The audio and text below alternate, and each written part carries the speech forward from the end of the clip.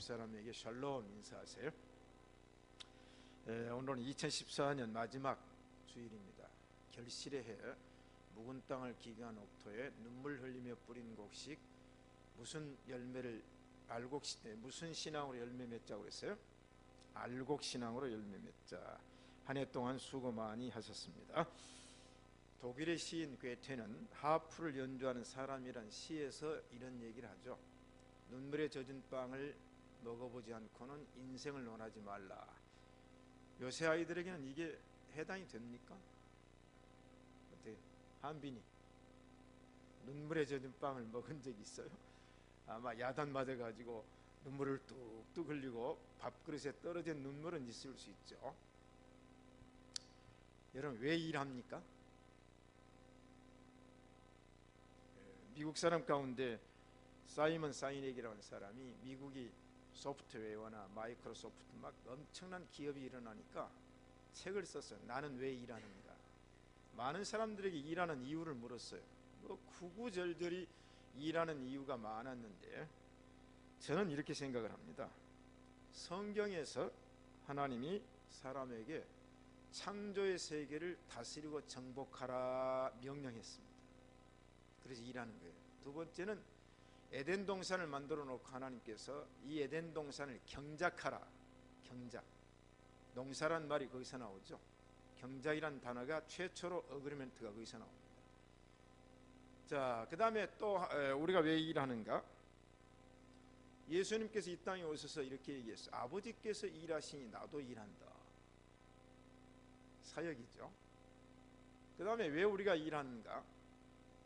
네 번째 이유는 낮에 일하라, 밤에는 쉬라. 그렇게 얘기했어요. 일하는 때가 있다는 얘기죠. 그 다음에 성경에서 말하는 또 하나의 이유가 뭐겠어요? 일하기 싫거든 먹지도 말라. 바울이 얘기하는 거죠. 그래서 노동이라고 하는 것이 이제 이런 의미에서 일을 하는 거죠. 일하는 그 의미가 분명해야 돼요. 그다음 왜 돈을 법니까? 왜 돈 벌어요? 먹고 살기 위해서, 자녀를 양육하기 위해서, 가족을 부양하기 위해서 여러 가지 이제 돈 버는 이유를 이 얘기를 하고 있습니다.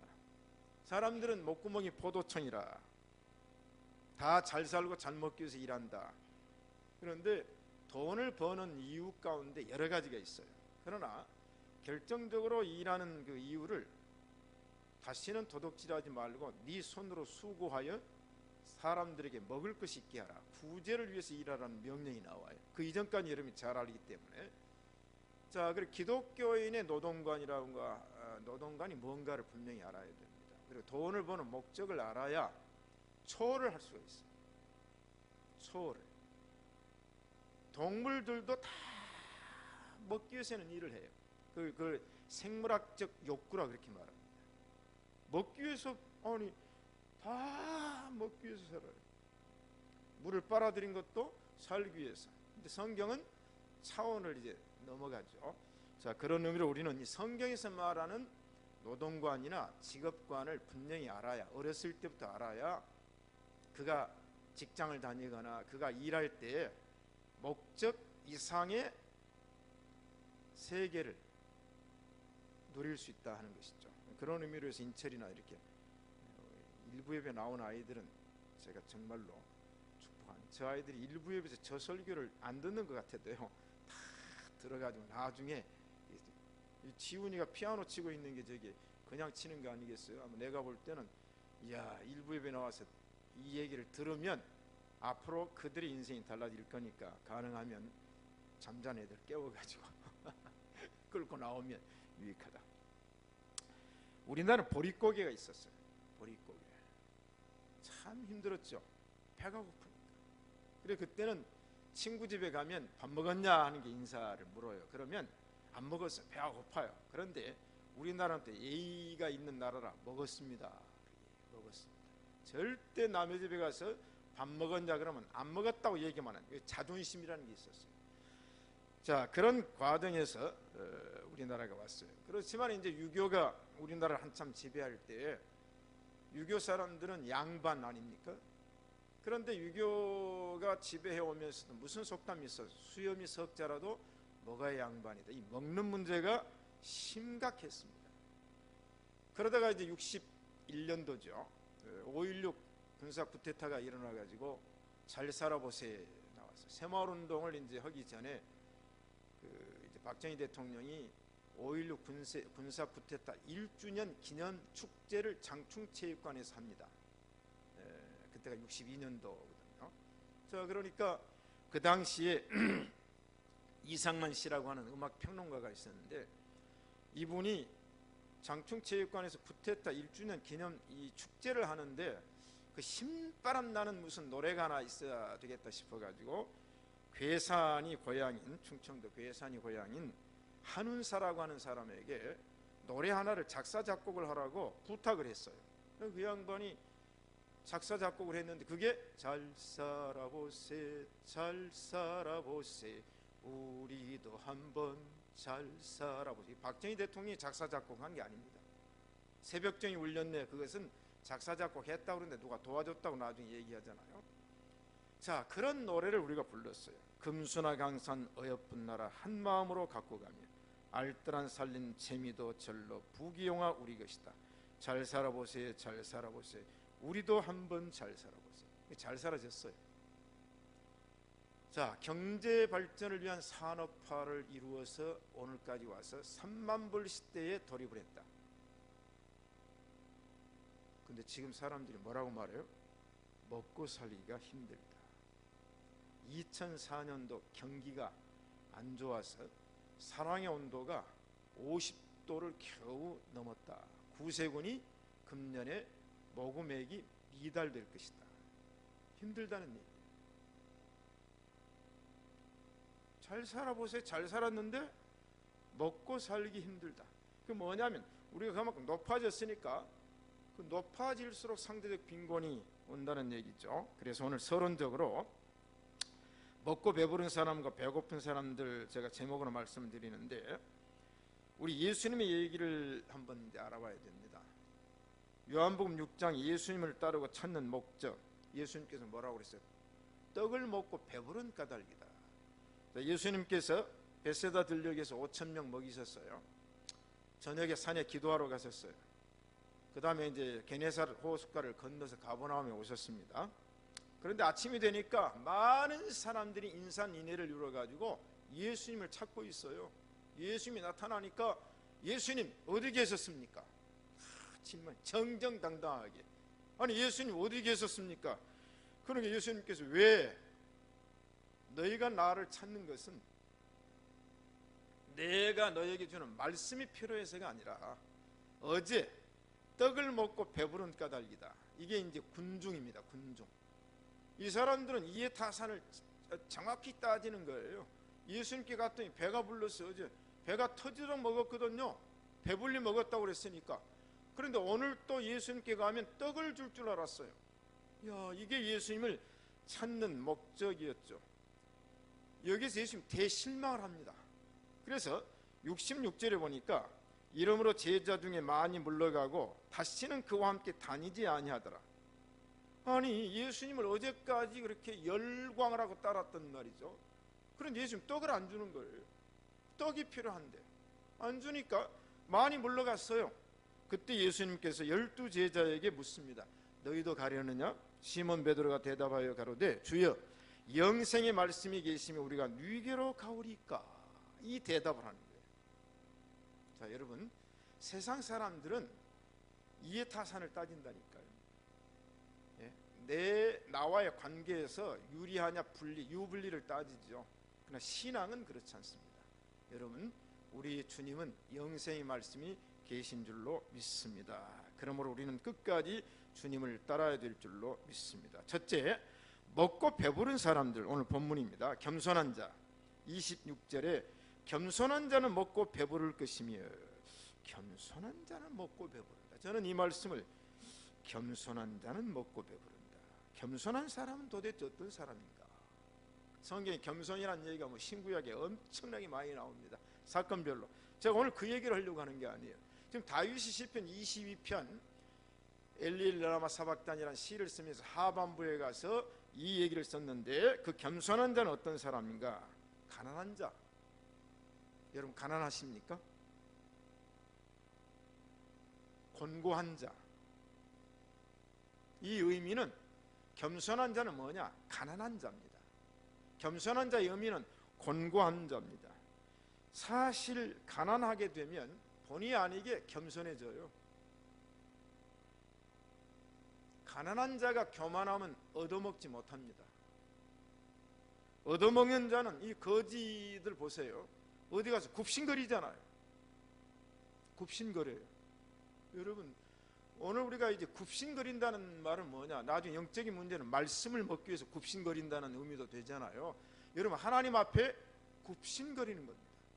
자, 가난한 자는 배고픈 자고, 배고픈 자는 이제 배고프니까 겸손해야지. 남에게 얻어야 되니까 야 돈 내놔! 그런 사람 있습니까? 그럼 뭐라 그래? 네가 나한테 돈 맡겨놨냐? 그러잖아요. 밥 내놔! 그러면 네가 나한테 밥 맡겨놨냐? 그러잖아요. 얻어먹는 사람은 가서 한 푼 주십시오. 밥 한 술 주십시오. 해야 주는 거예요. 그래서 겸손한 자는 가난한 자와 곤고한 자다. 예수님께서 말씀하셨어요. 나는 마음이 온유하고 겸손하니 나의 멍에를 메고 나에게 배우라. 배우는 사람도 오늘 저희 집사님 기도했지만 말씀을 배우는 사람도 겸손해야 배우는 거지 교만해가지고는 배울 수 없어요. 은혜를 받는 사람도 겸손해야 은혜를 받지 말씀을 판단하면 은혜가 될 수 없어요. 그렇잖아요. 저도 담임 목사지만은 항상 제가 얘기하잖아요. 옛날엔 그렇게 다들 안 합니다. 저는 설교할 때는 항상 밑으로 내려가는 게 철학입니다. 철학이에요. 여러분 다른 교회 가보세요. 담임 목사 축도하면 위로 올라가서 다 앉아있고 다 기도자들 다 끝까지 앉아있지만 저는 신학교 다닐 때 정한 철학이 있습니다. 설교 때는 항상 내려간다. 그게 제 철학이에요. 왜? 김영철 목사 설교를 내가 듣는 자 입장이에요. 행정적으로는 당회장이고 담임 목사고 뭐 그렇지만은 예배 시간에는 뭐요? 나는 내려가는 내려가서 한 번도 물론 이제 부흥 집회 가는 행사할 때 이제 그건 어쩔 수 없이 자리가 배치되고 하지만은 제가 함부르크에서나 목회 지금까지 한 번도 설교를 여기서 들은 적이 없습니다. 저에게는 철학이 있어요. 목회자의 철학. 겸손해야 돼. 그래서 이제 마태복음 산상보훈에 심령이 가난한 자는 복이 있나니 그랬어요. 자, 겸손한 자는 뭐냐? 마음이 가난합니다. 그래서 다윗은 감사제를 드릴 때마다 가난한 자들과 공고한 자들을 초청하여 잔치에 참여시켰다. 이 다윗이 그래서 이 시편을 쓰는 거예요. 다윗이 감사제는 함께 나눠 먹잖아요. 화목제도 제물을 반은 제사장 주고 반은 가족끼리 나눠 먹거든요. 제물이 다 제사장이 먹는 게 아닙니다. 감사제는 축제예요. 축제.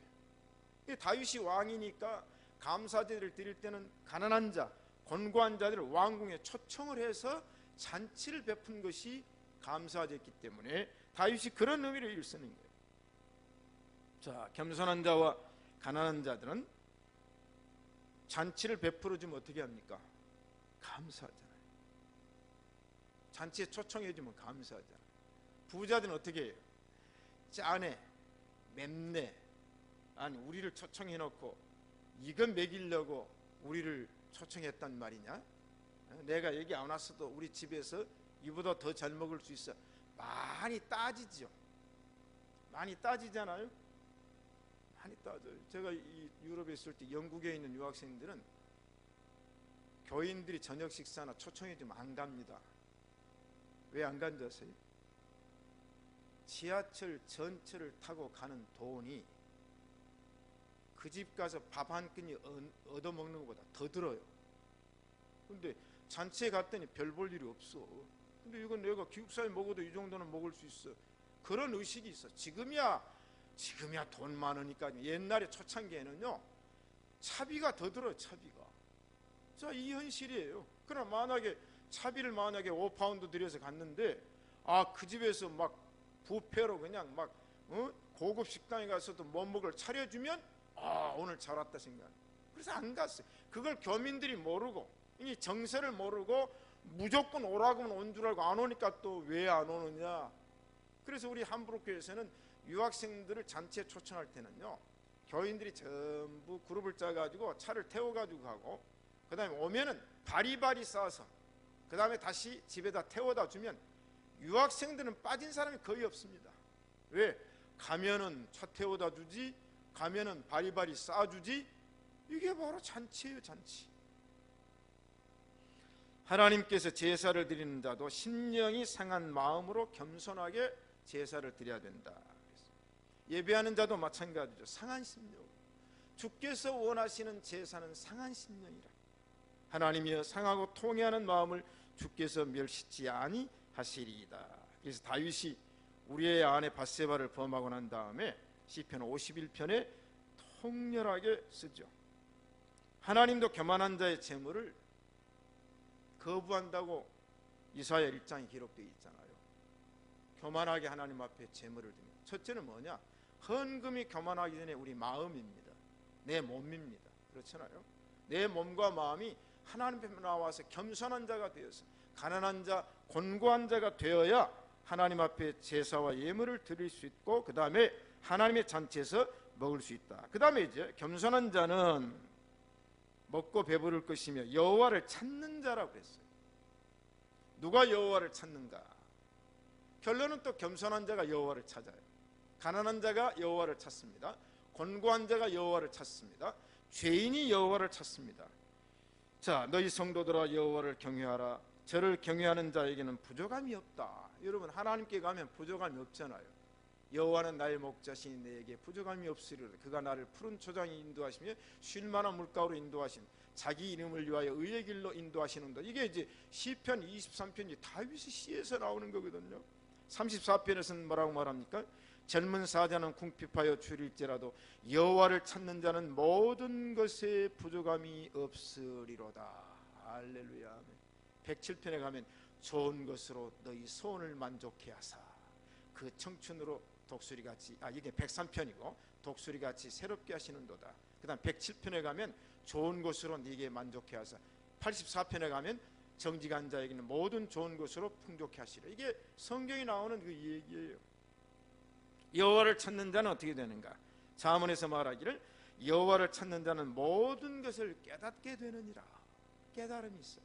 겸손하게 가난하게 하나님 앞에 나오는 자는 하나님을 찾으면 깨닫게 돼. 그래서 이사야 55장에서는 너희는 여호와를 만날 만한 때에 찾으라. 가까이 계실 때에 그를 부르라. 자, 여러분, 오늘 또 하나님을 만날 만한 때인 줄로 믿습니다. 하나님이 가까이 계신 줄로 믿습니다. 찾고 부르라. 여호와를 찾으면 어떻게 됩니까? 너희는 여호와를 찾으라. 그리하면 살리라. 하나님을 찾고 하나님을 만나면 살 줄로 믿습니다. 그런데 교만한 자는 어떻게 말해요? 하나님 없다 하면서 하나님을 만나려고 하지도 않고 하나님을 찾지도 않는 자가 교만한 자다. 자, 그러면 겸손한 자는 먹고 배부를 것이며 여호와를 찾는 자는 또 뭐하게 됩니까? 그를 찬송할 것이니라. 사랑하는 성도 여러분, 찬송이 여러분의 입술의 열매가 되시기를 축복합니다. 여호와를 찾는 자, 만나는 자는 찬송. 가난한 자가 부잣집에 가서 잔치에서 이제 배가 고픈 배를 채워가지고 배부르기가 돼가지고 배가 이제 든든합니다. 이제 오늘 저녁 안 먹어도 되고 내일까지 안 먹어도 살 것 같아요. 그럼 뭐가 나와요? 콧노래가 나와요. 흥얼거리게 되는 거예요. 이게 충만이죠. 이게 충만이에요. 말씀과 은혜로 채워지게 되니까, 하나님을 찾고 만나게 되니까, 배불리게 먹고 되니까 뭐가 나와요? 찬송이. 그러면서 이제 마지막 절에 뭐라고 말해요? 겸손한 자의 마음은 먹고 영원히 산다. 너희 마음은 영원히 살지어다. 아멘. 사랑하는 성도 여러분, 오늘 마지막 주일인데 오늘 시편 26절 말씀 다 외우십시다. 시작.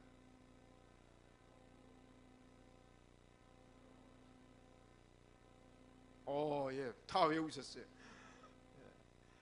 자, 생명수를 영원히 마신다는 얘기가 나오죠.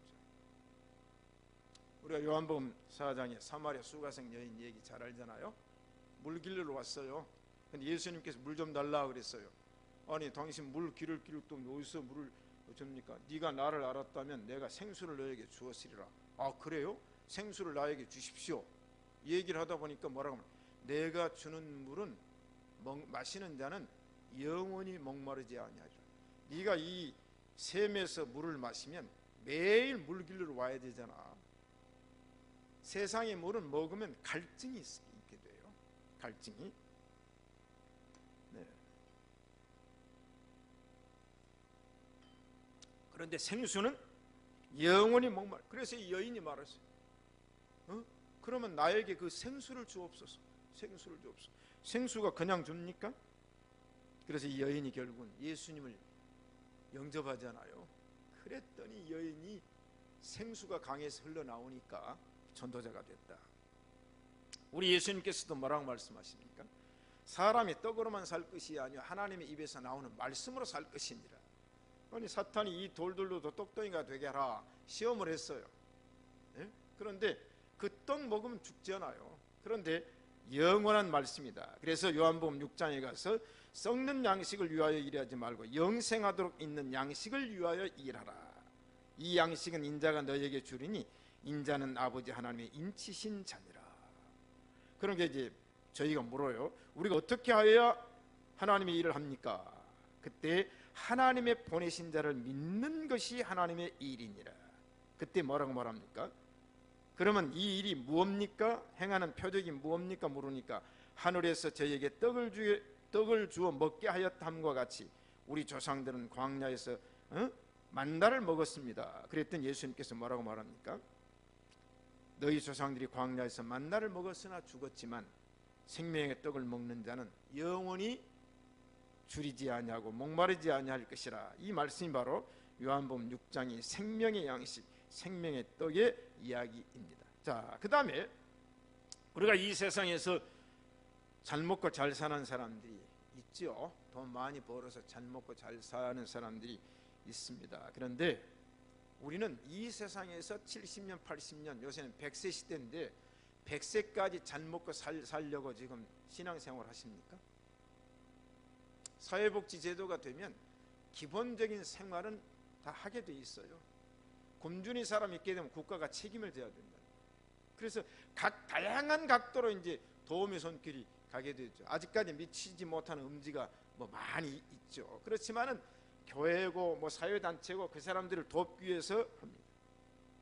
그런데요, 이 세상에서 잘 먹고 잘 사는 게 문제가 아니라 누가복음 16장에 보면은 천국에서 영원 무궁토록 잘 먹고 잘 살아야 될 줄로 믿습니다. 세상에 잘 먹고 잘 살아서 살찐들 뭐 하겠어요? 요새는 이제 먹고 살 빼느라고 야단 법석인데, 요새 자꾸 제가 이제 정보를 보니까 뭐 인터넷 보니까 연말 되니까 뭐 건강 지키기 6가지 문제, 음식 먹기 5가지 문제, 제가 읽어봐요. 저도 읽어보니까 저는 평소에 그걸 하고 있더라고요. 숨도 잘 쉬고, 저는 복식호흡을 아예 자동적으로 하니까. 이제 요새 공황장애라는 게 뭔가를 여러분 조금 아십니까? 저는 공황장애를 몰랐는데 제가 공황장애를 겪었더라고요. 그래서 제가 하나님께 오늘도 감사한 게 그거예요. 숨이 중치까지 막혀가지고 심호흡이 안 되는 일이 저한테 왔어요. 이야, 공황장애라는 말은 뭘 요새 이제 보니까 저한테 왔어요. 그걸 극복했다고 저는 믿고 있어요. 여러분 감사하십시오. 말하기도 싫고 말하기가 싫은 거예요. 이런 것들이 와요. 그런데 오늘 또 제가 아침에 일어나 하나님께 감사한 게 그겁니다. 하나님, 내가 알고 보니까 이런 과정을 다 겪었네. 우울증도 겪었어요. 엄청난 우울증. 그래서 오늘 또 차 타고 오면서 제가 감사 기도를 하고 오는 거예요. 할렐루야. 예? 여러분은 감격이 없어요? 숨이 여기까지 막혀가지고 코로 숨을 쉬는 적이 한두 번이 아니었어요. 숨이 안 쉬어져요. 팍 막혀가지고. 이야, 그런데 오늘 또 내가 차 타고 오면서 숨 쉬어진 것이 감사합니다. 산소가 배로 안 내려간 적이 있단 말이에요. 배로 안 내려가. 여기서 깔딱깔딱. 이야, 그런데 우리가 세상에서 문제가 아닙니다. 지금 오늘 이 사람은 보세요. 어리석은 부자. 부자는 지옥에 가고 나사로는 아버지 품에 갔을 때 뭐라고 말했습니까? 예? 아브라함이 가로되 예 너는 살았을 때 네 좋은 것을 받았고 나사로는 고난을 받았으니 이것을 기억하라. 이제 저는 여기서 위로를 받고 너는 고민을 받느니라. 이야, 여러분, 천국은 영원한 곳이에요. 천국은 우리가 천국 가면 어떻게 됩니까? 한 달에 한 번씩 생명과일이 엽니다. 12가지 실과를 맺혀줘요. 그것을 우리가 먹어요. 그때 누가 인도합니까? 어린 양이 인도하여 생명단가와 생명과일을 먹게 하는 이 엄청난, 이게 배부르는 게, 먹고 배부르는 사람들입니다. 그러므로 우리는 의에 주리고 목마른 자는 복이 있기 때문에 예수님께서 저희가 배부를 것이라. 아멘. 사랑하는 성도 여러분, 우리가 주님께 나가야 됩니다. 이사야 55장의 초청처럼 너희 목마른 자들아 물로 나오라. 돈 없는 자도 오라. 너희는 와서 사 먹되 돈 없이 값 없이 와서 포도주와 젖을 사라. 나를 청종하라. 그리하면 너희가 좋은 것을 먹을 것이며 너희 마음이 기름진 것으로 즐거움을 얻으리라. 아멘. 아멘. 자, 예수님께서 오라 하십니다. 신랑이 오라 합니다. 듣는 자도 오라 할 것이요 목마른 자도 올 것이요 원하는 자는 값없이 생명수를 받으라 하시더라. 아멘. 그럼 누가 이걸 먹는가? 누가 이걸 먹고 마시는가? 신명기 11장에 이미 광야 생활하고 있는 이스라엘 백성들에게 얘기했어요. 내가 너에게 명하는 명령을 듣고 순종하면 너희가 곡식과 포도주와 기름진 것을 얻을 것이요 너희 육축을 위하여 풀이 나게 하리니 네가 먹고 배부를 것이니라. 광야 생활에서도 하나님의 명령과 하나님의 법도를 듣고 하나님을 사랑하고 마음을 다하고 성품을 다하여 그를 섬기며 순종하면 그랬어요. 우리는 먹고 배불러야 됩니다. 여러분, 인간의 육의 양식도 먹고 배가 불러야 돼요. 먹고 배가 안 부르면 안 되죠. 영적인 것도 마찬가지입니다. 우리가 먹고 배불러야 될 줄로 믿습니다. 자, 그런데 부모의 입장에서 보면 이제 정양석 집사님도 자녀가 셋이에요. 어떻게 셋 키우기에 괜찮아요? 저는 자녀를 셋 키우면서 이런 경험을 했습니다. 세 아이가 학교 갔다 와서 이제 밥을 먹어요. 엄청나게 먹습니다. 모처럼 식당에 가서 음식을 사면요, 다니엘 같은 경우는 티본이라고 하는 있죠, 거기. 이게 이제 블록하우스에서 제일 큰 덩어리입니다. 이걸 시켜요. 그럼 우리가 이제 머릿수 세지 않아 5식구에 한 사람 시키면 돈이 얼마가 나온다. 독일은 또 물 사야지. 다 이제 샐러드 다 따로 먹어요. 예를 들어서. 그럼 돈이 나오는데, 이야, 돈이 얼마가 나오는데 애가 먹는 걸 보면 부모는 안 먹어도 배가 불러요, 안 불러요? 이게 재미더라고, 재미. 네? 하나 낳아가지고 키운 사람 잘 모를 거예요. 그 다음에 학교 갔다 와가지고 냉장고를 딱 열고 요만한 그 PC 물 있죠, 그 오렌지 주스, 이걸 딱 입에다 대고 한 병을 그 자리에서 마셔버립니다. 그럼 우리는 몇 번 마셔야 돼요? 우유를 딱 꺼내가지고 그 자리에서 한 병을 딱 들이마셔요. 그러면 얘가 하루에 한 병씩만 마셔도 그걸 괴짝으로 사다 놔도 이게 모자라는 거예요. 그때 나는 안 마셔도 배가 불러요. 여러분, 우리 하나님의 마음이 그런 마음인 줄로 믿습니다.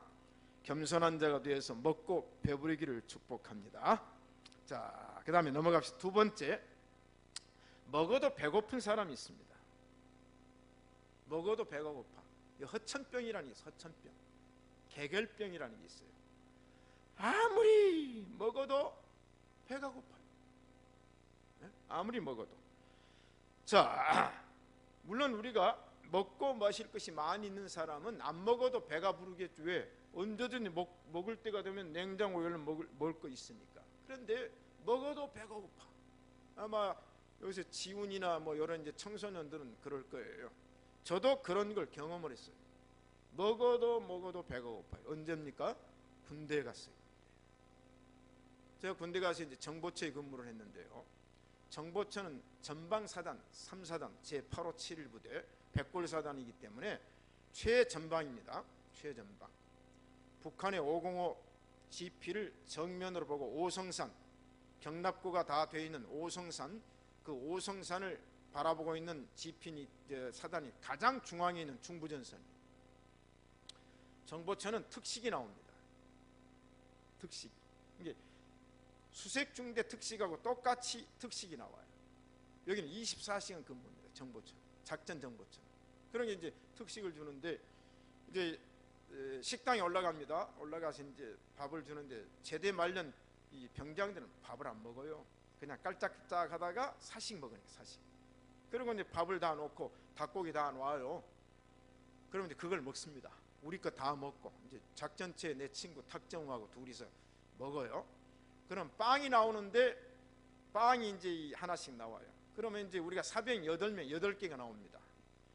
그러면 이제 요 8명 중에 이제 위에 한두 명은 먹고 가지만 나머지는 6개나 우리 거에 남아요.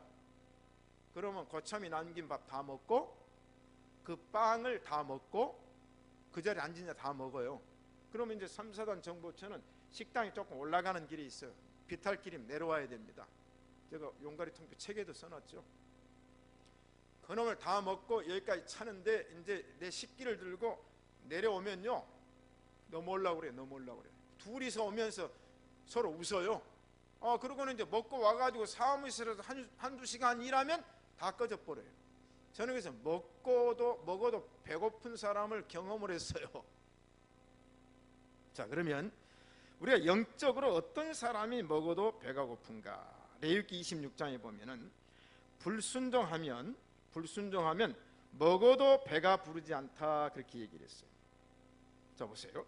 내가 너희 의뢰하는 양식을 끊을 때 열린이 한 화덕에서 너희 떡을 구워 저울에 달아 주리니 너희가 먹어도 배부르지 아니할 것이니라. 화덕 옆에서 떡을 구워줘요.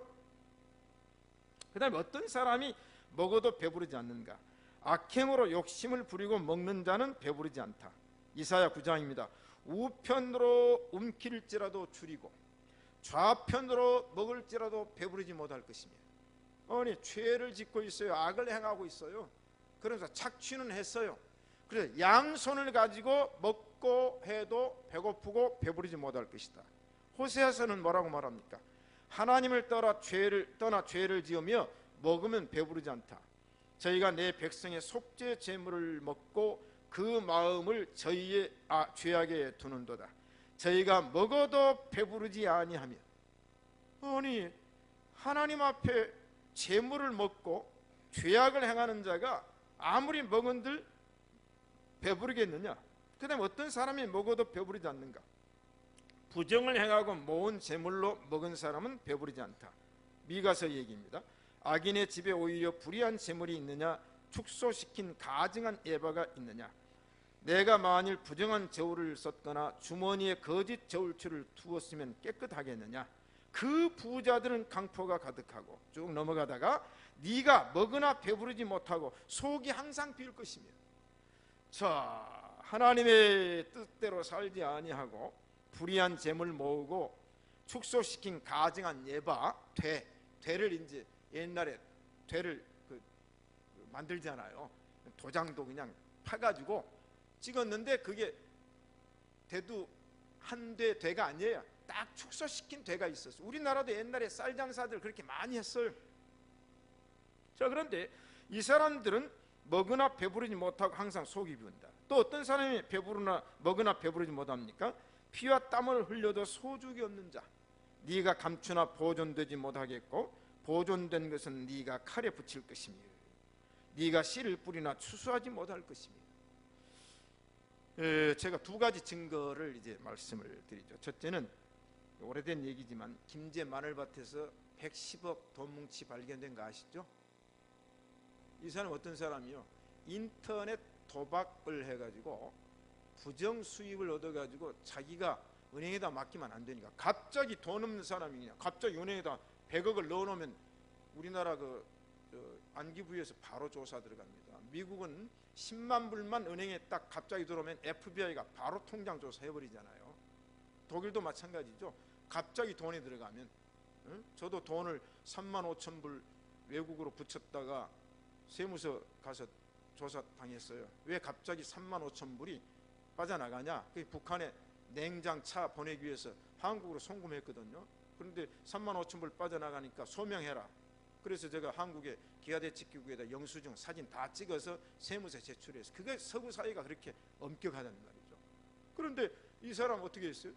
친구에다 맡겼던 친구가 마늘밭에다가 파묻어 놨는데, 친구가 늘 생각에, 그 돈 생각이 나니까 얼마 정도 파가지고 썼어요. 나중에 둘통이 났잖아요. 바로 이미 선지서는 예언을 했어요. 또 어떤 사건입니까? 금년에 있었잖아요. 리모델링 하는 사람이 벽장을 뜯었더니 그 안에 뭐가 있었어요? 금괴가 130개가 있었어요. 1kg짜리 하나가 고급 승용차를 살 만한 돈. 그런데 이것도 욕심이요. 그러면 이걸 가지고 가서 신고를 했으면은 주인이 안 나타나면 법정으로 보상금을 20% 30% 주고, 끝까지 안 나타나면 세금만 제하고 본인에게 주는 게 우리나라 법이에요. 여러분 돈 줍더라도 이번에 홍콩인가 어디서 20매덕 차가 날렸는데 17억은 날라가 버리고 3억인가 회수됐다. 우리나라 이 옛날에 시청 앞에서 일어난 사건처럼 일어난 홍콩 사람들 17억을 가져가 버렸더라고요. 그냥. 그런데 만약 이 사람이 신고를 했더라면 얼마나 좋았어요. 그걸 살짝 가져갔다가 나중에 몰래 가지고 갔다가 그 다음에 사귀는 여자하고 또 돈이 많으니까 이 여자가 또 이놈을 찾다가 그 여자가 고발해가지고, 이미 성경이 얘기를 했어요. 그래서 올바살 운동 해야 됩니까? 안 해야 됩니까? 해야 돼요. 인철이 어렸을 때부터 해야 된단 말이거든요. 자, 이건 안 돼요. 이 소득이 있는 것 같지만은 안 된다. 차라리 못 먹고 못 살 망정 부정한 돈으로 잘 먹고 잘 사는 일은 성경에 하지 말라. 세 번째, 산의 진미로 많이 먹지만 결국 죽는다 그랬어요. 이 세상에서 우리가 산의 진미로 많이 먹지만 어제 먹은 거 다 그대로 나가고 영양소로 공급이 되지만, 영양소로 공급된 내 몸도 결국은 썩어요. 그래서 너희 조상들이 광야에서 만나를 먹어서 죽었으나 내가 주는 생명의 떡을 먹으면 영원히 죽지 아니하리라. 할렐루야. 열왕기하 7장에 보면 아람 군대가 쳐들어왔을 때 사마리아 성 이야기 나오잖아요. 엘리사 선지자가 내일 이맘때에 식량이 풍부하려 했던데, 그때 왕의 손에 의지하는 한 장관이 하늘에 창을 내신들 그런 일은 절대로 없습니다. 내 이름 석자를 갈고 내 손에 장을 지시죠. 장담합니다. 헌장담합니다. 선지자가 말을 했는데, 선지자의 말은 하나님의 말씀인데, 그런데 이제 성 밖에 있는 나환자들이 이래도 죽고 저래도 죽으니까 아람진으로 가잖아요. 아람진이 소리가 확대되어 가지고 네 사람이 걷는 굶주린 사람의 소리가 확대되어 가지고, 저도 지금 이 소리가 갑자기 변하니까 저는 양쪽 귀가 문제가 있는 사람이거든요. 확대가 되어 가지고, 그리고 결국은 그 식량을 전리품을 다 끌어왔어요. 끌어왔을 때 왕의 손에 의지한 한 장관이 성문에 서 있다가 밟혀 죽었어요. 먹지도 못하고 밟혀 죽었어요. 자, 우리는 이 세상에서 어리석은 부자가 소출이 많기 때문에 창고를 짓고 많은 곡식을 쌓아놓고 배를 긁으면서 뭐라, 이제는 먹고 즐기자. 이제는 먹고, 왜? 내 소출이 이렇게 많으니까 이제는 뭐 근심 걱정이 있느냐? 그때 우리 하나님께서 뭐라고 말합니까? 어리석은 자여, 오늘 밤에 네 영혼을 도로 찾으리니 네 예비한 것이 네 것이 되겠느냐? 거지 나사로의 부자 얘기도 마찬가지죠. 부자는 세상에서 호화호시겠지만은 결국은 죽어서 지옥에 갔고, 거지는 세상에서 인생이 불쌍했지만 죽어서 아브라함의 품에 갔다. 그러므로 욕심이 많으면 안 된다. 욕심. 일에 대한 욕심은 있어요. 사역에 대한 욕심. 욕심이 잉태한즉 죄를 낳고 죄가 장성한즉 사망을 낳느니라. 많이 먹고 많이 취하려다가 나중에 죽습니다. 결론입니다. 사랑하는 우리 서문교회 신시가지 성도 여러분, 지난 1년 동안 하나님께서 우리에게 일용할 양식 주신 줄로 믿습니다. 매번 생명의 양식을 주신 줄로 믿습니다. 생명의 양식으로 먹고 마시고 배불러 하나님 뜻을 이루어 하나님 영광 될 줄로 믿습니다. 왜 그렇습니까? 하나님은 예수님은 이런 분이죠. 너희 중에 누가 아들이 떡을 달라 하면 돌을 주며 생선을 달라 하면 뱀을 줄 사람이 있겠느냐. 너희가 악한 자라도 좋은 것으로 자식에게 줄 알거든 하물며 하늘에 계신 너희 아버지께서 구하는 자에게 좋은 것으로 주시지 않겠느냐. 사랑하는 성도 여러분, 육의 양식도 우리가 먹어야 배부를 것입니다. 겸손한 자가 먹고 배부를 것이며 여호와를 찾고 그를 영원히 찬송할 것이며 그 마음이 영원히 살찔 줄로 믿습니다. 사람이 떡으로만 살 것이 아니요 오직 하나님의 입에서 나오는 말씀으로 산다 했으니 우리 성도들은 육적인 것도 굶주림 없이 풍성하게 먹고 마실 뿐만 아니라 영의 양식을 풍성하게 먹고 배부르는 우리 신시가 예배당 성도 되시기를 축복합니다.